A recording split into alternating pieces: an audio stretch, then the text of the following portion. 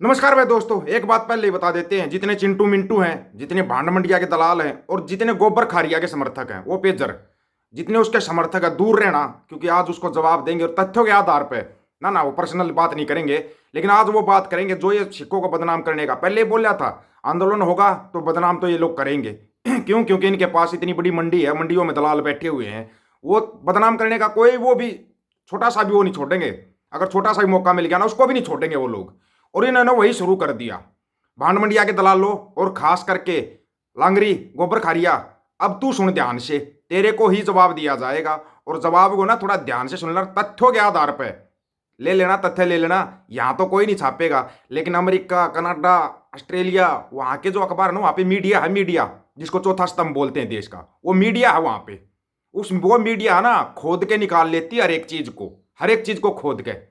तूने जो इल्जाम लगाया है सुन ले उसका। तूने आंदोलन का इल्जाम लगाया कि आंदोलन करते हैं, पंजाब वालों को तुम खालिस्तानी कह देते हो, हरियाणा वालों को तुम आतंकवादी कह देते हो। ये तुम्हारी आदत हो चुकी है। लेकिन उस आदत का अगर भंडा फोड़ना किया जाए, तूने अमेरिका के ऊपर, कनाडा के ऊपर इल्जाम लगाया है कि ऐसे ऐसे होया, और तूने इल्जाम लगाया कि वो सिखों ने किया था। इल्जाम क्या था? पहले इल्जाम सुनो, उसके बाद डिटेलमेंट में सुन लेना भाई, पूरा डिटेल में, और आखिर तक सुनना इसको। इसको एक जवाब और दिया जाएगा, वो थोड़ा लगेगा, थोड़ी मिर्ची तो लगेगी। देखो, भांड मंडिया को और सबको मिर्ची लगेगी, लेकिन जवाब को थोड़ा ध्यान से सुनना। पहले इसका सवाल सुनो। एक बात बताओ यार, तुम हमारे देश के खिलाफ कार्रवाई करो, तुम हमारे देश में करो इंटरफियर। अभी तक दोस्तों, जो कनिष्का बॉम्बिंग थी ना, जिसमें कितने 100-300 से ज्यादा लोग मारे गए, जो कि एयर इंडिया की फ्लाइट थी। ये एयर इंडिया की फ्लाइट खालिस्तानियों ने बम लगा के, इनोसेंट लोगों को, इनकी औकात तो है नहीं कि आमने सामने की लड़ाई लड़े। छिछोरे ड्रग एडिक्ट हैं, इन लोगों ने बम लगाया। और जो पनवर था, इसने बोला कनिष्का, एयर इंडिया की जो फ्लाइट थी, कनिष्का फ्लाइट बोला ना, कनिष्का कांड जो बोला गया, जो हवा में प्लेन को उड़ा दिया गया था, उसी का बोल रहा है ना। थोड़ा कान खोल के और कानों के पर्दे, अपनी छह की छह इंद्रियां खोल के आप सुन लेना। कनिष्का कांड जो हवा में प्लेन उड़ा दिया गया था, उसके अंदर 329 लोग मारे गए थे। 300 कुछ मत बोल, हम बताएंगे डिटेल में तेरे को। 329 लोग मारे गए थे उसके अंदर। उसकी पूरी कहानी इंडिया में किसी को पता नहीं है, और ये यहाँ पे बैठ जाता, बड़ा ज्ञानी ध्यानी बन के बैठ जाता और बोल देता, अपनी कहानी सुनानी शुरू कर देता है। उसमें एक आदमी था जिसका नाम था रिपू दमन सिंह मलिक। याद आया? रिपू दमन मलिक, उसी का नाम आया था उसके अंदर। उसको कनाडा की पुलिस ने पकड़ा था। वो अपने आप को सिख कहता था, वो कहता था अपने आप को सिख। वो सिख नहीं था, क्योंकि ये नकली सिख तुम जो मराते हो ना, उसका भंडा फोड़ करना बहुत जरूरी है।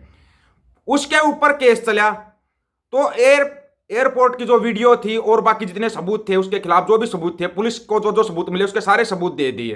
पुलिस ने उसके पूरे प्रूफ दिए कोर्ट में, पर कोर्ट में वो बरी हो गया। कोर्ट ने कहा इसके खिलाफ कोई सबूत नहीं है, इसको बरी किया जाता है। लेकिन उसको ब्लैक लिस्ट में डाल दिया गया। बरी तो कर दिया, लेकिन ब्लैक लिस्ट में था वो। अभी उसके बाद क्या हुआ? इंडिया गवर्नमेंट कह रही थी नहीं जी, इसने तो जो बम लगाया था ये वही था। इंडिया गवर्नमेंट ने कहा था, ये ध्यान से सुनते जाना थोड़ा। इसी ने 329 लोग मारे, चलो मान लिया भाई। वो कोर्ट में दाव पेंच लगा कर बच गया होगा, कुछ भी हो सकता है, कोर्ट में कुछ भी दाव पेंच लगाया होगा। फिर इंडिया गवर्नमेंट ने उसको वीजा दिया, वो इंडिया आया। इंडिया गवर्नमेंट ने उसको वीजा दिया, वो इंडिया आया। और भी बहुत कुछ देखना। प्रधानमंत्री साहब से मिला, मोदी साहब से, होम मिनिस्ट्री में सबसे मिलके गया वो। किसी एक आम इंसान के अंदर जिसके ऊपर बम ब्लास्ट का इल्जाम, और जिसको तुम सिख कह रहे हो, वो सिख नहीं है, तुम उसको सिख कह रहे हो। ये जो बोल रहा है गोबर खा के, जो बकबक कर रहा है कि वो एक खालिस्तानी था, तुम उसको कह रहे हो। क्या किसी के अंदर हिम्मत है कि प्रधानमंत्री से पूरी होम मिनिस्ट्री मिल सकता है? कोई भी मिलकर दिखा दो। वो क्या था? चलो उसका छोड़ो। इंडिया ने वीजा क्यों दिया? सबसे पहला सवाल। अच्छा, सभी से मिलकर आया, कैसे मिलके गया, उसका जवाब दे दो। कोई जवाब नहीं देगा, हमारे को पता है। फिर जो कनाडा में इंडिया के काउंसलेट जनरल थे, जो टोरंटो के अंदर थे, वो इंडिया की एम्बेसी में लगा हुआ था। फ्लाइट 182, जिसको कि तुम कनिष्का बोल रहे हो, कनिष्का नाम दे रहे हो, फ्लाइट थी वो 182, जिसका नाम कनिष्का रख दिया था। उसमें उस काउंसलेट की फैमिली इंडिया आ रही थी। अब सुनना थोड़ा ध्यान से, यहां पे है असली पॉइंट जो पकड़ने वाला, अगर पकड़ सके तो। उस काउंसलेट की फैमिली इंडिया आ रही थी। उसने फ्लाइट उड़ने से 5 मिनट पहले अपनी बीवी और बच्चों को उतार लिया, उस फ्लाइट से उतार लिया, सिर्फ 5 मिनट पहले फ्लाइट उड़ने से। और वो प्लेन हवा में उड़ गया, जिसके अंदर 329 लोग मारे गए। उसके बाद पत्रकारों ने उस काउंसलेट से सवाल किया कि आपने 5 मिनट पहले अपनी बीवी बच्चों को उस फ्लाइट से क्यों उतारा? तो उसने बोला मेरे बच्चों के एग्जाम थे। वहां पे तो पत्रकार है, वहां पे मीडिया है, देश का चौथा स्तंभ है। उन्होंने सभी स्कूलों से पता किया कि उस टाइम पे कौन से स्कूल के अंदर एग्जाम चल रहे थे। किसी भी स्कूल के अंदर एग्जाम नहीं थे। फिर बीवी बच्चों को क्यों उतारा? तुम कह रहे हो कि उसको तो सिखों ने उड़ाया प्लेन को। तो ये था पूरा का पूरा रीजन सिखों को यूरोप, अमेरिका, कनाडा इन देशों में बदनाम करने के लिए, पूरा बदनाम करने के लिए। अभी आगे और सुनो, कहानी के ट्विस्ट अभी बाकी हैं। अब जो कनिष्का जो कांड होया था, वो प्लेन उड़ा था, कनिष्का बोले तुम जिसको, उसकी मांग कनाडा और अमेरिका के अंदर सिख कर रहे हैं कि इसकी मांग होनी चाहिए, इसकी डिमांड, इसकी पूरी जांच होनी चाहिए। उसकी जांच की मांग कर रहे हैं सिख। इसलिए इसको मिर्ची लगी है। 2 दिन पहले इसने वीडियो डाला कनिष्का कांड का, इसलिए इसने वीडियो डाला क्योंकि वहां पे जांच बोल रखी है, और वहां पे जांच होगी ना तो निष्पक्ष जांच होगी। अब अमेरिका उस चीज की जांच करेगा। उन्होंने यूएन, नाटो हर जगह पे लिखा हुआ, जो एनआरआई सिख है ना, उन्होंने बड़े तरतीब से ले रखा केस को। निखिल गुप्ता को तो नहीं भूल गए होगे ना, सुनते जाना थोड़ा सा।